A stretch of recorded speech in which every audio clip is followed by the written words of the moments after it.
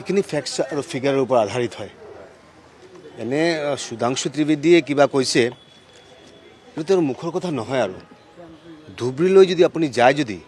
তেনেহ'লে আপুনি গম পাই যাব। 2 নম্বৰ কথাটো হৈছে কি মোৰ বিধানসভাৰ প্ৰশ্নতে আমি গম পাইছোঁ আৰু যোৱা 3টা বছৰ অনুপ্ৰৱেশ কাৰ হৈছে নামকেইটা মোৰ লাগে আৰু 1ৰ পৰা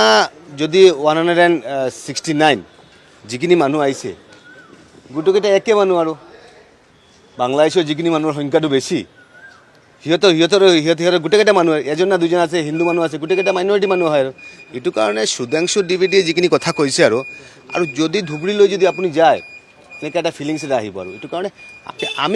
আমি কাক ফ'ল' কৰোঁ আৰু এনেকুৱা মানুহ লাগে যে APJ আব্দুল কালাম আমাৰ উছমান ব্ৰিগেডিয়াৰ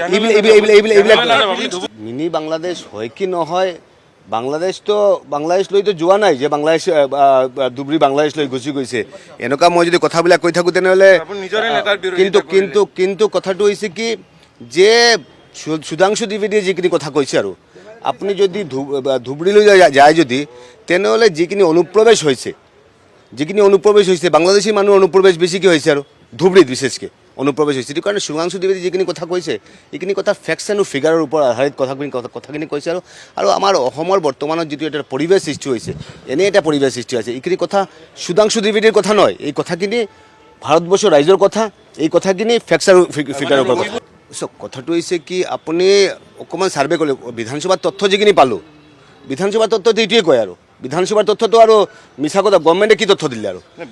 বিধানসভাৰ তথ্য যিখিনি দিলে আৰু যে 3 বছৰৰ অনুপ্ৰৱেশ তাৰ আগতে অনুপ্ৰৱেশ এইখিনি হয়তো বা অফিচিয়েল অনুপ্ৰৱেশ হৈছে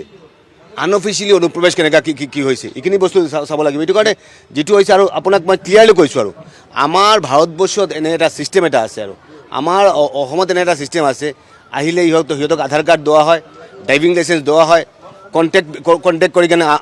অনা হয় এনেকৈ এটা পৰিৱেশ এটা আছে সেইটো কাৰণে এইটো অস্বীকাৰ কৰিব লগা একদম হেৰিয়া নাই এইখিনি কথাৰ কিছুমান জাষ্টিফিকেশ্যন আছে